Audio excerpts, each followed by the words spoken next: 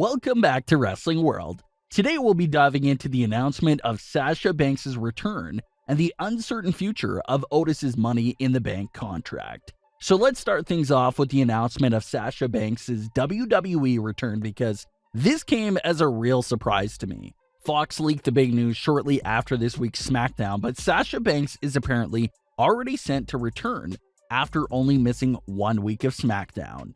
The reason why this is a huge shock to me is because of the supposed injuries that WWE said Sasha was dealing with. WWE reported that Sasha has a severe bone bruise in her knee and a compressed nerve in her neck. Obviously sounds like some scary injuries. Of course they're not real injuries, it's a storyline related injury, but we still have to act like it's real to really sell the impact of Bayley's attack. So Sasha suffered this bone bruise and an issue with a nerve in her neck, and she's back 1 week later? That doesn't add up at all. It doesn't make much sense. That's a serious injury, and I was under the impression that Sasha would be missing for a few weeks to really sell the impact of Bayley's attack. But Sasha is back 1 week later. If you look up the recovery time for a real bone bruise, the recovery period is about 2 to 4 months. So seeing Sasha advertise for a show 1 week later is a bit strange after seeing the injury they labeled her with. But it's WWE. They love to exaggerate with storylines. Remember that they said there was a fear that Drew McIntyre had a skull fracture from some Randy Orton punts a few weeks ago, and Drew came back with no signs of that. But I hope in this case, I'm hoping they at least visually remind us of Sasha's injuries. Maybe have her with a knee brace for that knee injury, maybe a small neck brace for the neck issue she was having. She only missed 1 week of SmackDown, so I would expect WWE to still at least visually show us that those injuries are still there. If we see a fully healthy Sasha Banks only 2 weeks after that brutal attack, the realism is going to take a big hit for those injuries. Especially when you label her with a bone bruise, which has a minimum recovery time of a few months. So maybe Sasha comes out, reveals that she's not medically cleared, but makes it clear that she's coming for Bayley as soon as she's cleared. I could definitely see Sasha Banks saying something along those lines and giving us something to look forward to after Clash of Champions. Bayley will be facing Nikki Cross again for the SmackDown Women's title. I saw a lot of fans complaining about this as well. And understandably so, because I was thinking of the same thing. We've seen Bayley versus Nikki Cross like 15 times this year, and Nikki never gets the job done to win the title.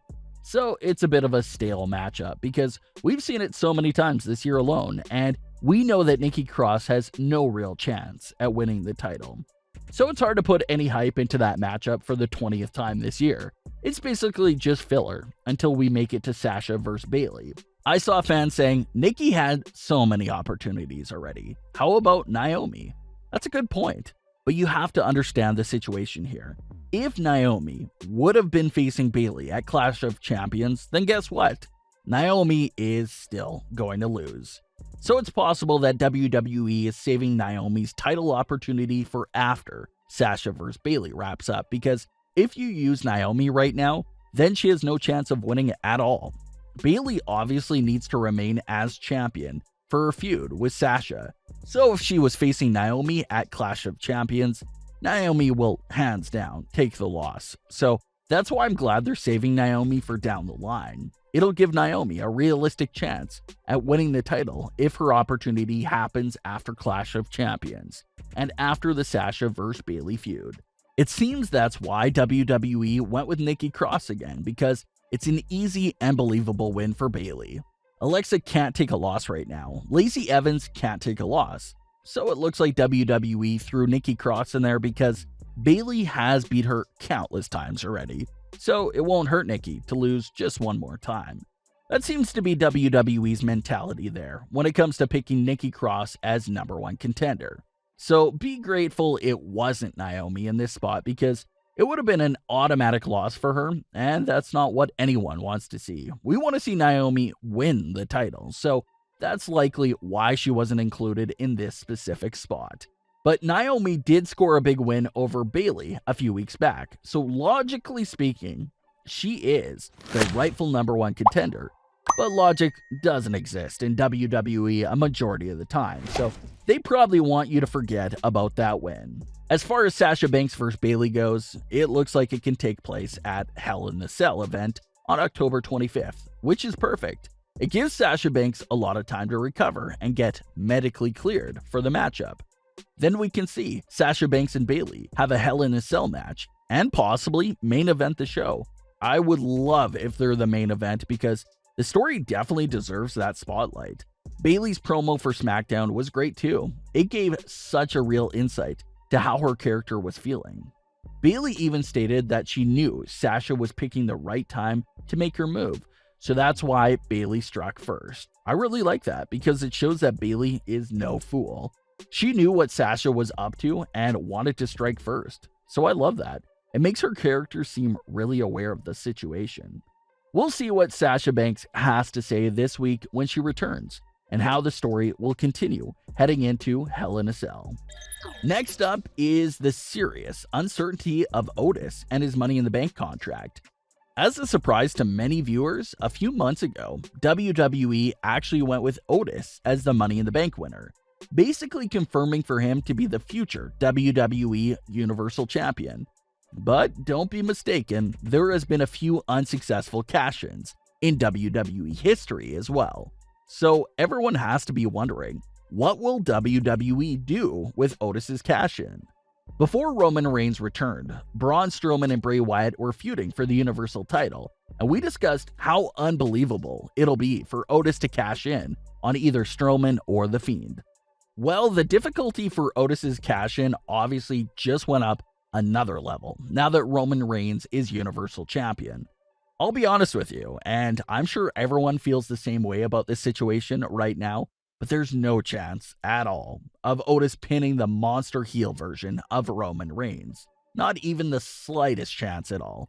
A heel Roman Reigns being managed by Paul Heyman isn't going down to a cash-in from Otis. It's just not happening.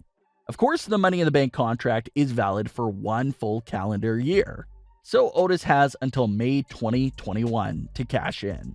But on the other hand, there's rumors that Roman Reigns will be champion until WrestleMania, and maybe even after.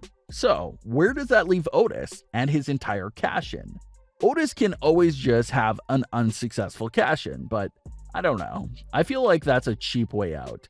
Some fans have discussed the idea of Otis being traded to Raw and cashing in on whoever is the WWE champion over on Raw. Same thing applies though. I can't see Otis pinning Drew McIntyre or Randy Orton, but maybe in the right situation it'll make sense. But that seems to be the popular theory right now. Move Otis over to Raw and have him attempt to cash in over there, because a comedic character like Otis isn't pinning Roman Reigns at all. So Otis's Money in the Bank cash-in is something that WWE will have to eventually address as we get close to May 2021. But the future of his cash-in does look uncertain right now with Roman Reigns running SmackDown. Do you see Otis successfully cashing in on Roman Reigns? Or do you think a trade-in on Raw is more likely? What are your thoughts on Sasha's sudden return as well? Was her return too rushed? Leave your comments, don't forget to subscribe with all notifications turned on, and leave a like if you enjoyed. Thanks for watching, guys.